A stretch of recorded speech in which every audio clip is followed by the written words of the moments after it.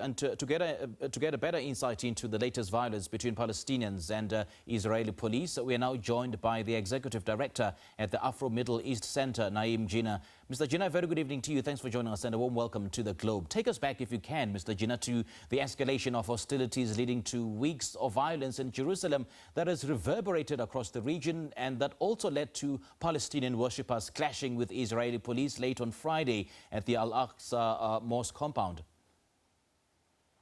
Well, I think firstly, we really need to get our terminology correct. There were no clashes at Al-Aqsa Mosque last night, and there haven't been hostilities over the past few weeks.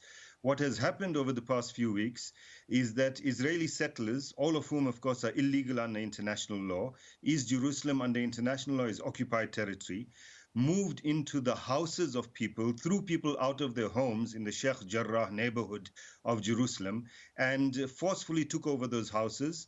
And those settlers were protected in doing that by Israeli soldiers and Israeli police. Last night, while people were praying at the Aqsa Mosque, Israeli police and soldiers moved into the mosque compound, attacked the worshippers with tear gas, sound bombs, rubber bullets. A number of people's eyes have been taken out with rubber bullets, etc. So there aren't clashes. There's an attack that took place last night by security forces against worshippers in a mosque, in a place of worship. And over the past few weeks, illegal settlers that have kicked people, forcefully removed people from their homes with the protection of the Israeli security forces and taken over those homes. That is what is happening. All of this is illegal under international law. And it's really shocking that the kind of silence that we're hearing from the international community around it.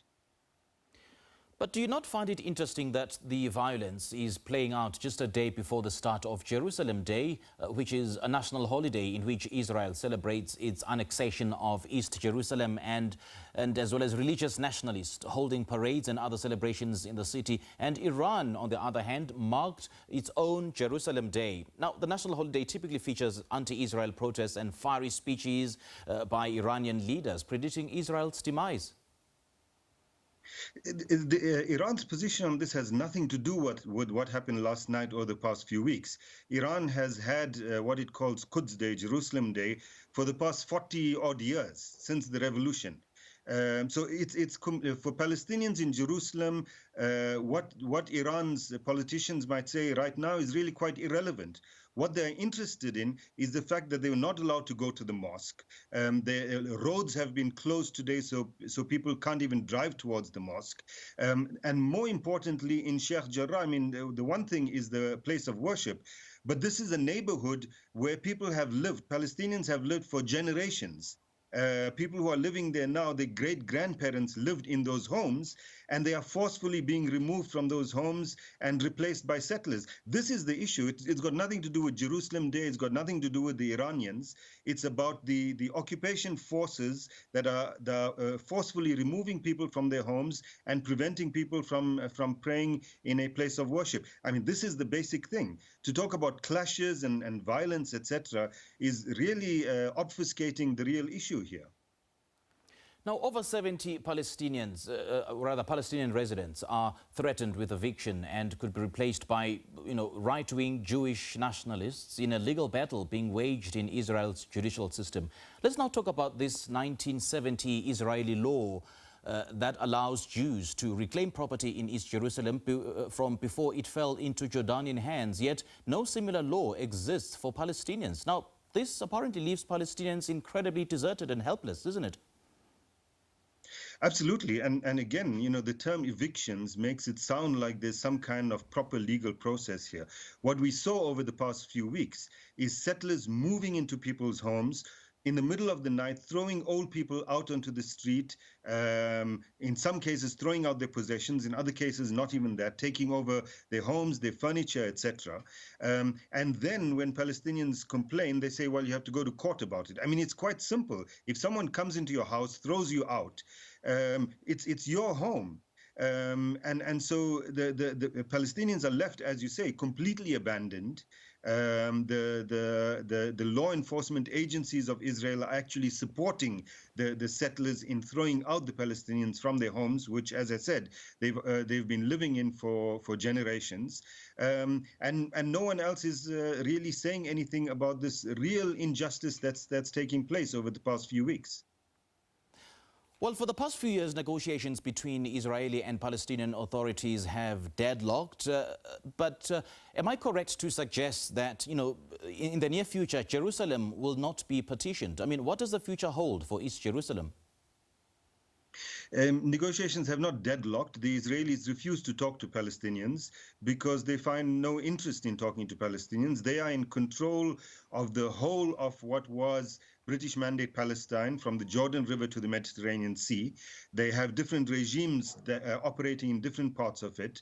What is being called Palestine is little bits of territory that have actually, the Palestinian Authority has less power than Baputa Bantustan had in South Africa.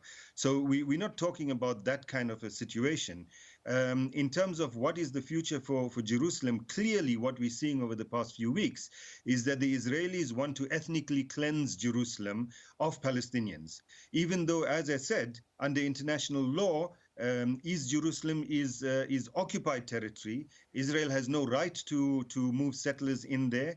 That is Palestinian territory. Yet the intention is quite clear from last night. What we saw at the Al-Aqsa Mosque over the past few weeks, what we're seeing in Sheikh Jarrah, is that every last Palestinian in Jerusalem, as far as the Israelis and Israeli settlers in particular are concerned, must be ethnically cleansed from that area. That's their plan.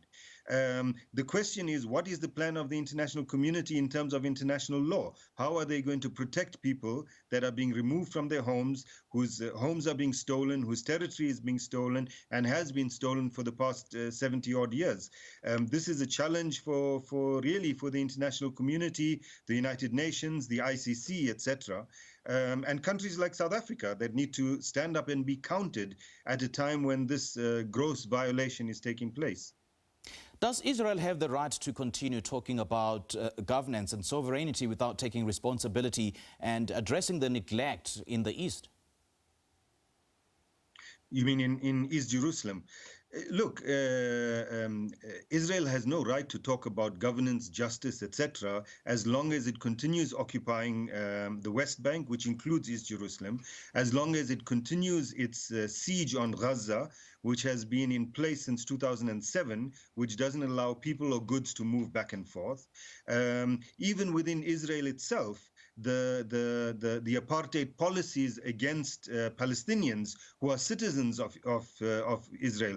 What is quite clear is that what we have in that context, from, as I said, the Jordan River to the Mediterranean Sea, is a state, the Israeli state, which imposes its control over 5 million or 6 million Palestinians in that area in differing ways, depending on whether they're in Gaza, West Bank, Jerusalem, or in the rest of Israel, but always in ways that are discriminatory. I mean, this is why Human Rights Watch came out with a report last week that says that basically that Israel is an apartheid state, that its practices in the occupied territories as well as its practices within Israel are apartheid practices in terms of the International Convention on Apartheid. And so, these are illegal practices that need to be dealt with, similarly to the manner in which apartheid was dealt with in South Africa.